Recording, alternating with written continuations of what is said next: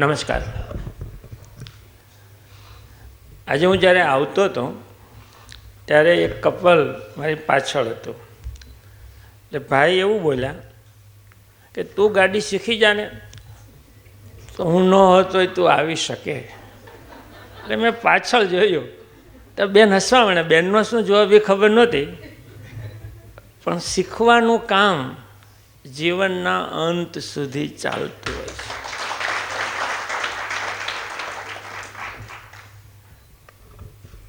ગયા ગુરુવારે વાત કરી કે ઉજાસ માટે આપણે દીપક પ્રગટાવીએ છીએ, અંધારાને દૂર કરવા દીપક પ્રગટાવીએ છીએ. બસ શિક્ષણ પણ એક દીપક છે જે આપણા અજ્ઞાનતાને દૂર કરે છે. શિક્ષણ એટલે શીખવું, સમજવું, ઘડાવવું અને જીવવું. આ શિક્ષણ અંત સુધી ચાલતું જ હોય છે. બસ આ ઉજાસની દિશા આપવા માટે, જીવનને અંજવાળું કરવા માટે શ્રી સૌરાષ્ટ્ર પટેલ સેવા સમાજ સુરત દર ગુરુવારે હેલ્થ, વેલ્થ અને હેપીનેસને કેન્દ્રમાં રાખી વિચારોનું વાવેતર કરે છે. આજે 87મો થર્સડે થોટ છે અને એમાં આપણે શિક્ષણ જીવનમાં અંજવાસ આપે છે એ વિશેની વાતો કરવી છે. શિક્ષણ એક કલ્પવૃક્ષ છે, તેમાંથી તમે ધારો તે પ્રાપ્ત કરી શકો એવું જેવો માને છે. અને આજે જેમણે વાત કરી એવું ચાર્ટર્ડ એકાઉન્ટન્ટ્સ દંપતી એટલે CA આશીષભાઈ સિમડિયા અને CA પ્રાપ્તિબેન સિમડિયાને જોરદાર તાળીથી આપણે.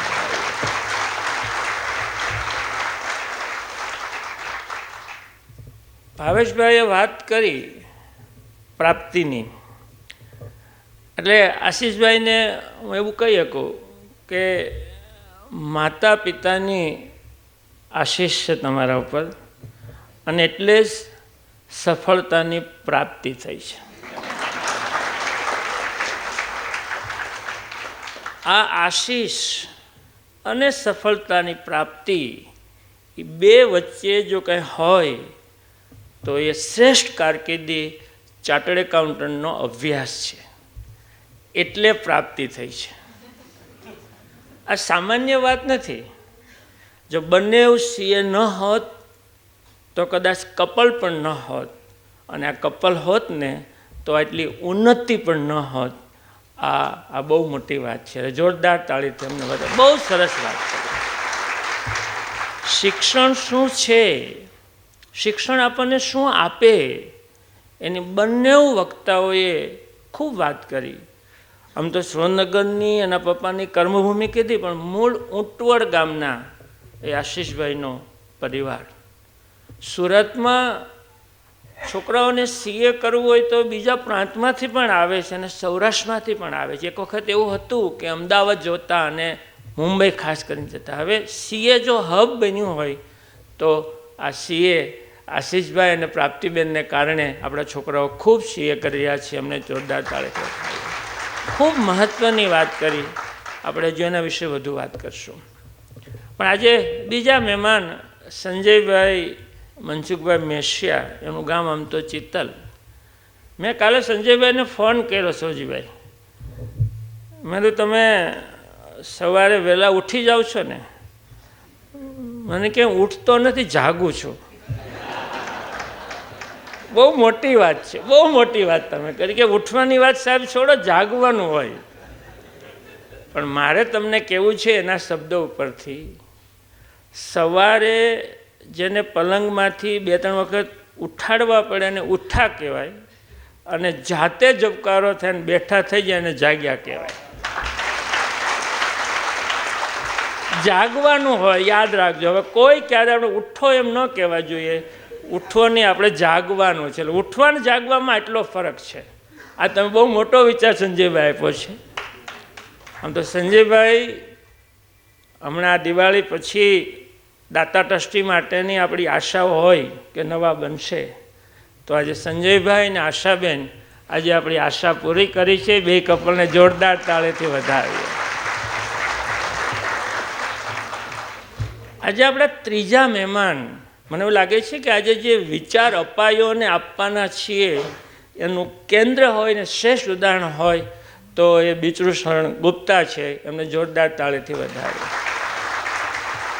માત્ર કલ્પના કરો, 10 વર્ષ પહેલાં સુરત ટેક્સટાઇલ ઇન્ડસ્ટ્રીઝમાં લૂમ્સના કારીગર તરીકે કામ કરનાર વ્યક્તિ હવે 10 વર્ષ પછી ઓરિસ્સાના કોઈ શહેરનો જિલ્લા કલેક્ટર હશે. બસ આ 20 વર્ષની એની જર્ની છે. માત્ર 10 ધોરણ ભણીને અહીંયા અવતારે, અહીંયા લૂમ્સના કારીગર થાય, એમ કરતાં કરતાં ભણવાની ઈચ્છા, શિક્ષણ શું કરે, બસ એણે ઇગ્નોમાંથી BA અને MAની ડિગ્રી પ્રાપ્ત કરી પોલિટિકલ સાયન્સમાં. એટલું નહીં, યુનિવર્સિટીની જે પ્રોફેસર થવાની પરીક્ષા આવી એ પાસ કરી. વીર નર્મદ દક્ષિણ ગુજરાત યુનિવર્સિટીમાં એ પ્રોફેસર બન્યા. અને આપણા છોકરાઓ જે UPSCની GPSCની તૈયારી કરતા હોય એના એ પ્રોફેસર બન્યા. આપણે ગૌરવ તો એ લેવાનું કે આપણા દિલીપભાઈ વરસાણીએ જ એને ઇન્ટરવ્યૂ લઈને યુનિવર્સિટીમાં પ્રોફેસર બનાવ્યા હતા. પણ ત્યાંથી અટકતા નથી. જેમ આપણે ગુજરાતમાં GPSCની પરીક્ષા આવે એમ ઓરિસ્સાના મૂળ વતની એટલે ઓરિસ્સાની જે GPSCની પરીક્ષા આવે OPSC, એ પરીક્ષા પાસ કરીને એ ક્લાસ 1 ઓફિસર બન્યા. એટલે ત્યાં મામલતદાર અને ડેપ્યુટી કલેક્ટર બનશે. ત્યાંના IASની કેડરમાં આવશે ત્યારે કલેક્ટર બનશે. એનું એક સ્વપ્ન છે કે કલેક્ટર બનીને મારે ગુજરાત આવવું છે.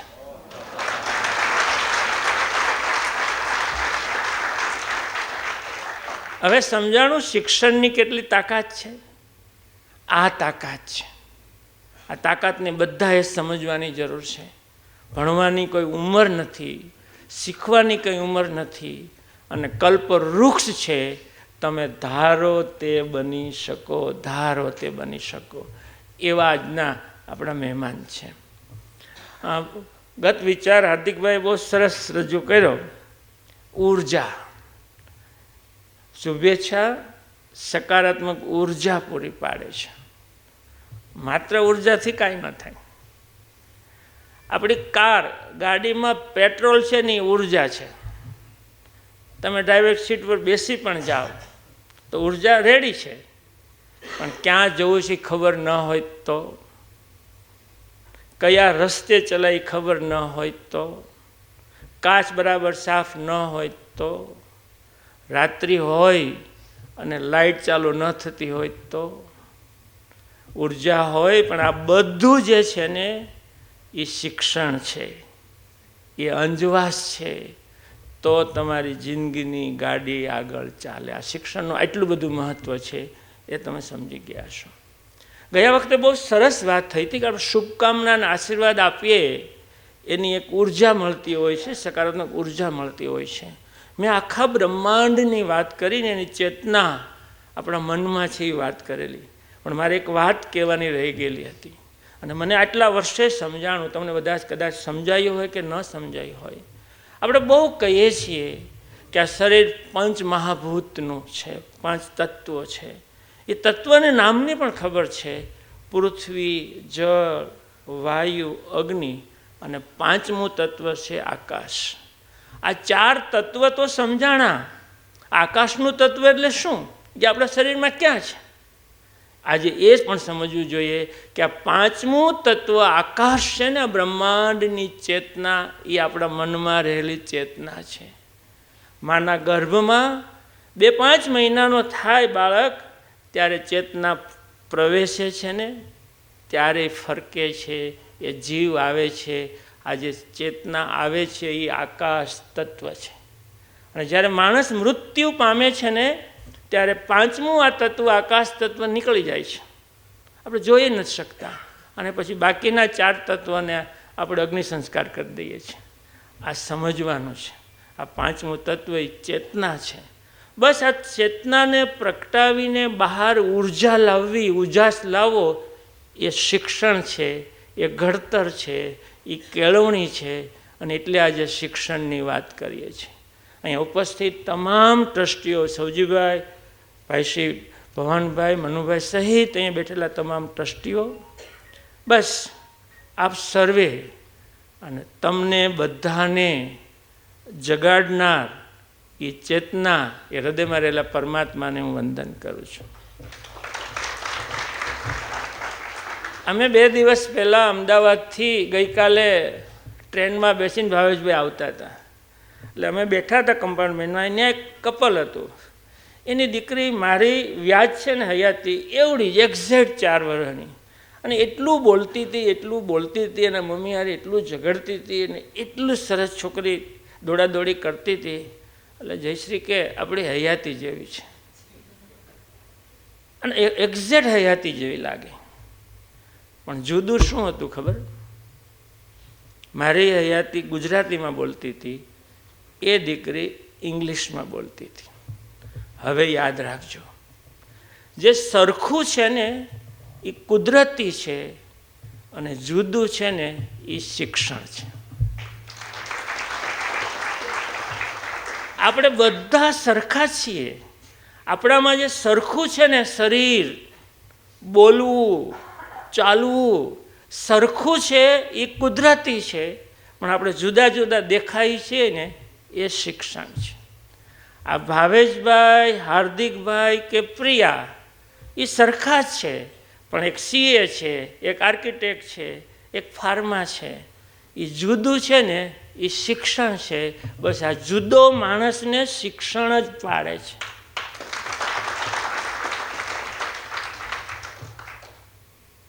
આ શિક્ષણની શું તાકાત છે એ આ પેલા સર આવ્યા, વિષ્ણુચરણ ગુપ્તા નાયક, એ આપણને બતાવ્યું.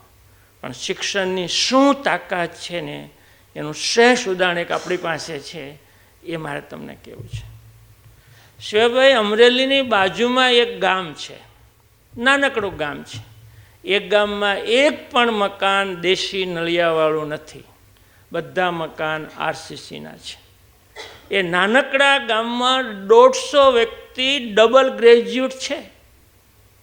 150 વ્યક્તિ ડબલ ગ્રેજ્યુએટ છે. 8 વ્યક્તિ PhD છે. 4 છોકરીઓ ફેશન ડિઝાઇનર છે. 4 છોકરીઓ નર્સિંગ છે. એટલું નહીં, આ ગામના 120 યુવક યુવતીઓ વિદેશ છે, એમાંથી 20 વ્યક્તિઓ કેનેડામાં છે. આ ગામમાં હરિજન સમાજના 20 વ્યક્તિઓ સરકારી નોકરી કરે છે. આ નાનકડા ગામમાં 20 MBBS તબીબો પણ છે. કેવું ગામ છે? આટલું સુખી ગામ છે. એ ગામ બીજું કોઈ નહીં, અમરેલી બાજુનું વિઠ્ઠલપુર ખંભાળિયા છે. અને એ ગામને ઘડવાનું જેણે કામ કર્યું છે એ આ મનુભાઈ ગોંડલિયા છે. એક શિક્ષણ કેળવણી આપે તો ગામ કેવું થાય? જે ગામમાં 20 MBBS તબીબો હોય, 150 વ્યક્તિ તો ડબલ ગ્રેજ્યુએટ હોય, ડબલ ડિગ્રી પ્રાપ્ત કરી હોય. અરે હજુ 2 દિવસ કે 5 દિવસ પછી મનુભાઈની એક ભત્રીજી ઝીલના હજુ લગ્ન થવાના છે. એ કેનેડાની RBC બેંકમાં 1.25 કરોડના પગારથી નોકરી કરે છે. એના ગામનો એક છોકરો ઈસરોમાં નિકુંજ ગોટી, વડાપ્રધાનને જેટલી સુરક્ષા મળે ને એટલું એનું ધ્યાન રહે એવો વૈજ્ઞાનિક બન્યો નિકુંજ ગોટી, એ પણ મનુભાઈને કારણે. આ શિક્ષણની તાકાત છે. જે આજે મહત્વ છે એ શિક્ષણ. અને શિક્ષણ એટલે માત્ર સ્કૂલ કોલેજમાં અક્ષર જ્ઞાન કે ભણાવાતું હોય એ શિક્ષણ પૂરતી વાત નથી. 2 વક્તાએ કીધું, શિક્ષણ એટલે બસ ઘડાવું, બદલાવું.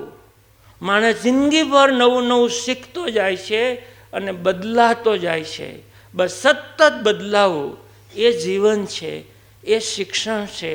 અને શિક્ષણથી આપણે કેમ જીવવું આગળ એની આપણને દિશા મળતી હોય છે.